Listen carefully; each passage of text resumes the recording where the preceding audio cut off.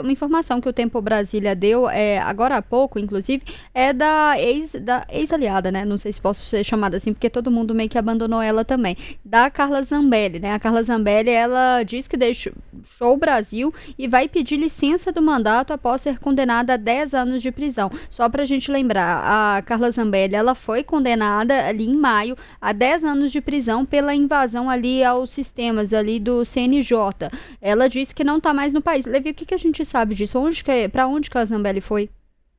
Então, essa é uma informação de poucos minutos atrás. A Carla Zambelli, ela deu uma entrevista agora há pouco para um canal de YouTube, o canal Auriverde, dizendo que ela está fora do Brasil há alguns dias. Ela disse que, a princípio, foi buscar um tratamento médico, mas agora vai pedir para se afastar do cargo de deputado, exatamente como fez, por exemplo, o deputado Eduardo Bolsonaro, tirar pelo menos uma licença não remunerada, e aí, com isso, a cadeira dela lá na Câmara vai ser ocupada por um suplente. Ela diz que vai se basear, a princípio, na Europa, porque tem cidadania europeia, e aí, abrindo aspas para a deputada, não é um abandono do país e nem desistir da minha luta, muito pelo contrário, é resistir, é poder continuar falando o que quero falar. Disse aí a deputada Carla Zambelli, que enfrenta um processo de cassação na Câmara dos Deputados. Existe até uma dúvida, caso eventualmente vá à votação no plenário, se a base bolsonarista vai sustentar a permanência de Zambelli ou não, né? O ex-presidente Jair Bolsonaro já indicou ali que aponta Zambelli como uma das possíveis culpadas pela derrota dele na eleição de 2022, por causa daquele episódio que teve na véspera ali da eleição, em que ela perseguiu um jornalista ali nas ruas de São Paulo com uma arma. Aquilo repercutiu muito mal, um dia antes do segundo turno. Então, existe ali essa questão entre os dois, e ela que foi condenada nesse processo envolvendo aquele hacker, o Walter Delgatti Neto, que eles teriam invadido ali os sistemas da justiça brasileira. E, Olivia, a Carla Zambelli, né, logo quando ela foi condenada, ela fez até uma coletiva de imprensa relatando ali alguns dos problemas de saúde, que é o motivo que, segundo ela agora, ela foi para tratar dessas doenças, né? Que ela tem algumas síndromes, depressão ali, que ela alegou ali na época, né?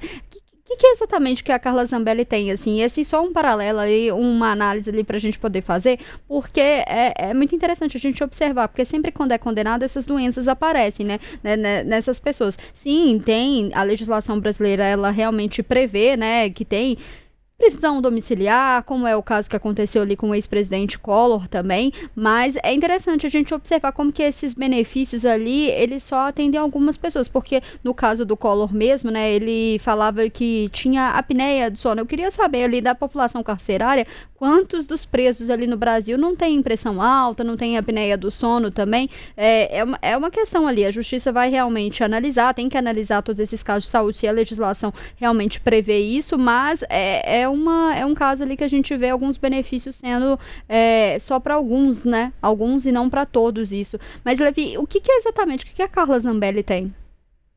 Pois é, você tocou num ponto muito importante, Letícia.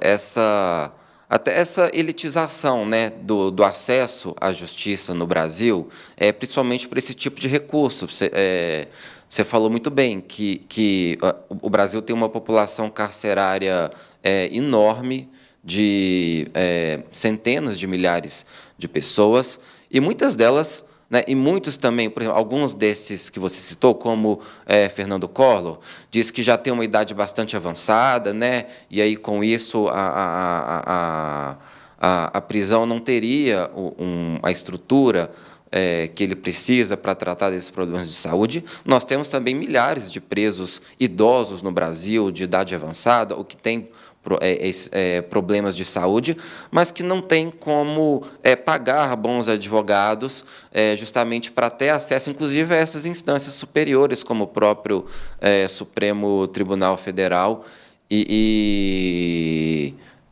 para conseguir esses recursos, como uma prisão domiciliar, como conseguiu, por exemplo, Fernando Collor e vários outros políticos que a gente vem acompanhando aí ao longo dos anos. A Carla Zambelli, ela alega mesmo esses problemas de saúde que você citou. Ainda não houve exatamente uma decisão em relação a isso. Ela foi condenada, mas ainda pode recorrer, né? Então, é um processo que, independente dela, nesse caso, independente dela estar aqui no Brasil ou fora, ainda vai ter alguns desdobramentos aí na esfera jurídica. Levi, só uma pergunta aqui, assim, que eu não sei se você tem a resposta, mas é uma pergunta que vai acontecer agora, né? Como que uma pessoa condenada pelo Supremo Tribunal Federal pode deixar o país? Pois é, e vai servir, inclusive, de munição para os opositores de Carla Zambelli, né? Para a bancada governista, na Câmara dos Deputados, por exemplo, vão dizer que Carla Zambelli deixou o país para eventualmente escapar de uma possível prisão ou de um possível agravamento do processo jurídico dela. Como acabou de acontecer, então a gente ainda vai ter os desdobramentos disso, né? A gente ainda vai ter as repercussões disso. É bem possível que na própria Câmara dos Deputados alguns parlamentares, alguns partidos ali tomem algumas providências também. Então, a gente vai observando isso aí nos próximos dias. Mas vai dar esse argumento, sim, para a bancada governista na Câmara. Só um comentário aqui do Drauzio Luiz Castro, ele falando que justamente ali a família Bolsonaro não vai se querer influenciar ali, de alguma forma ajudar a Zambelli, mas a gente vê que a Zambelli realmente já foi abandonada ali pelo clã Bolsonaro. O ex-presidente Jair Bolsonaro até chegou a culpá-la dela ter atrapalhado ali na questão da eleição de 2022.